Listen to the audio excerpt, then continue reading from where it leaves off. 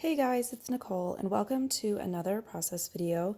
This one, I actually edited the video a while ago and completely forgot that I just basically needed to record the audio. So that's what we're doing today. For this layout, I used the free double page sketch that Scrapbook Generation posted for their most recent online crop. I want to say it was called Seize the Day, and I believe it was posted in their Facebook group. So I just went ahead and downloaded it from their website. If you go ahead and do the free downloads, I prefer to do it through their website instead of copying and pasting like the image off of Pinterest or Facebook, mostly because they've already gone and done the work of formatting it to fit and go ahead and print as PDF and that type of thing. So it's just easier. And then when I'm done using them, I file them away in my sketch binder. One day I'll be like on it and actually share that with you guys, but it's pretty much a mess at this point. So when I looked at the sketch, I really had no idea what I wanted to work on. So typically, if I'm already printing photos for, say matching up photos for Scrapbook Generation Kit or another sketch or another project or whatever, typically when I'm sort of in that month of that year or even that year as far as my digital files goes, I will just kind of start looking around in that same area. And whatever I was working on this month, which I'm pretty sure was the monthly celebrations video for May, was pretty much when I probably printed these photos. It was either May or June. And I came across these photos from the kindergarten play that my son was a part of. So I decided, I'm just going to go ahead and use these. Typically, when I'm trying to match photos to a sketch, I will look at the sketch, and if they say, and I can't remember how many photos it says on here, but say Scrapbook Generation will put 8 photos on the bottom of the sketch, meaning that they have used 8 photos over the course of that entire layout, whether it's a full 4x6 all the way down to, say a 2x2. They will count each of those as an individual photo.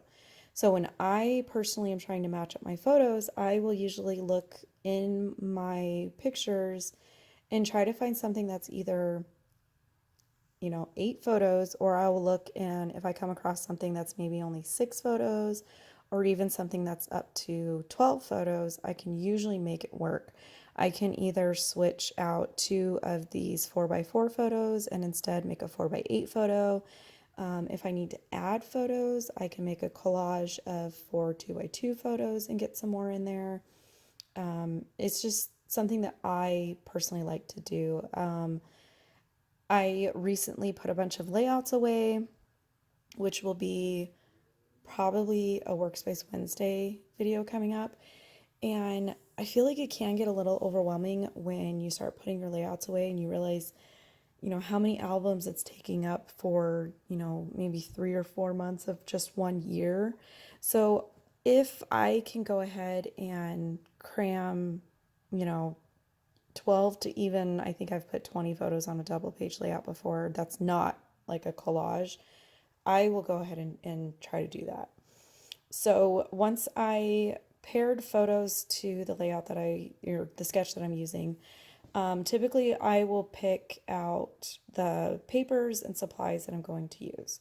So the play that he was doing, and pretty much it's not necessarily the same play every year, but basically all of the kindergarten plays that they do at our elementary school are all either animal or bug themed because they can basically reuse the costumes every year without having to sort of redo backgrounds and costumes and everything. It's all the same type of supplies, and then they just rotate out through 3 or 4 different plays.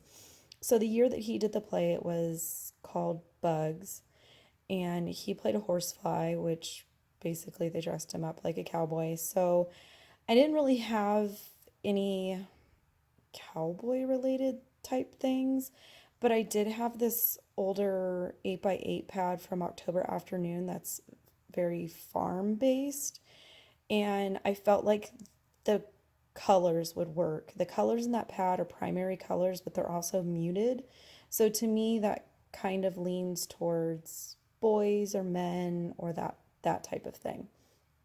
Now, I only had the 8x8 pad, and I think I have one of the 6x12 stickers.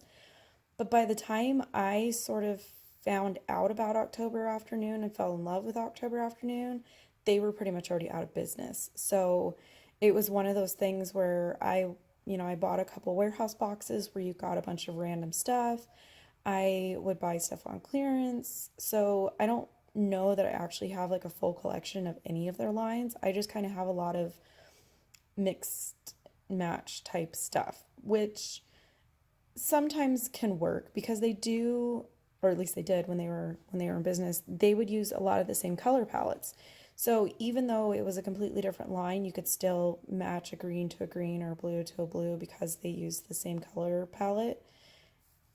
And that's typically what I will look for when I'm trying to match up supplies. So I didn't necessarily use a lot of the themed papers in the pad. I went for more of the tone on tone patterns where you've got like a blue denim and a green check. And I think all of my banners are on like a cream or yellow color, like houndstooth pattern. I did use the multicolored stripe as a border. That's something that I try to usually do, is to find at least one of the patterns that's going to represent a lot of the colors. So it just kind of makes a little bit more sense as to, why those colors are there. And I did stick pretty closely to the sketch. I didn't have pre-made like Polaroid frames, which would have been a lot easier. So I just decided to make my own. I have these Polaroid frames, which off the top of my head, I'm not sure where I got these from. These might be from My Favorite Things, or it could be a mix because I want to say there was like some speech bubbles in this set too. So it could be an older Lawn Fawn one. I'm not even sure. Like I said, a lot of times I'll buy stuff when stores will do like a clearance because you can get dyes for really good prices. And I don't label them. I don't pay attention to who made them because I'm not doing this as like a business. This is my hobby, and then even doing the videos is my hobby.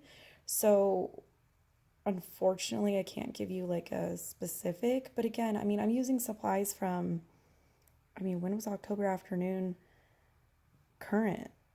At least 5 years ago. So it's more of the general idea of this was my take on this sketch. So if you're scrap lifting me or you're following along with me, basically use what works with your particular photos. I doubt anybody out there has photos of a kindergartner in a bug play just sitting there ready to go. So, like I said, use sort of what works for you.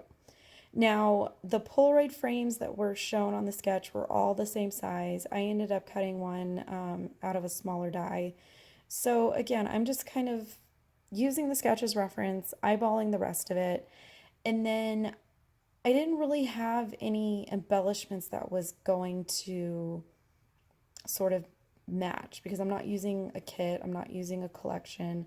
So I sort of have to think outside the box. So for me, I just went over to my stamps and I remembered that I had this, I want to say it's Lawn Fawn. It's like their little mason jar set, or no, it's got bugs in it, so I don't think it's got the mason jar, but it's something about bugs.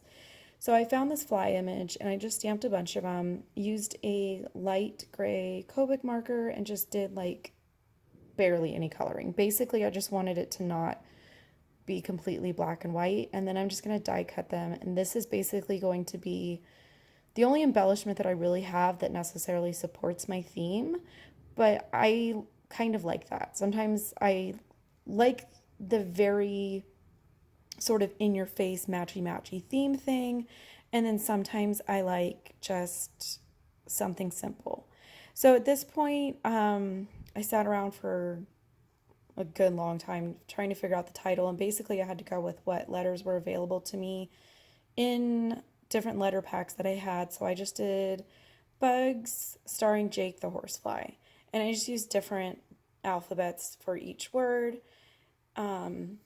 I had a bunch of stuff over on the side of my desk that was basically October afternoon stuff. And I found these little circle die cuts, but they're like pinked circles where it's like the pointed. So I just cut them in half and used those as sort of like bases for clusters. I found one that had music notes, which I thought was cute because the play was a musical. And then I had a couple of these like film, like, like when an old time movie would start and it would, 5, 4, 3, 2, 1. They were left over from a Fancy Pants pack, which was left over from a Scrapbook Generation 3-page kit. Like, even after 3 pages, you still have leftover supplies. And so they were just sitting on my desk. So I felt like, you know what? It supports my theme. The colors match. I'm going to go for it. And that's pretty much, I mean, it sounds bad, but that's pretty much all the thought that I put into really as far as like embellishments and clusters. It's weird, but it's not my favorite part of the process. My favorite part of the process is typically the more boring part as far as figuring out photos and paper placement and getting that type of stuff down. So a lot of times I just won't really focus on embellishing. I'll just put enough to kind of make me happy and enough to sort of support my theme. And I think a lot of times that ends up working. So I've got some detail photos. That one turns out to be sideways. Sorry about that. And a photo of the finished layout. So as always, I thank you guys for stopping by, leaving comments, thumbs up, and I will catch you guys in a video shortly.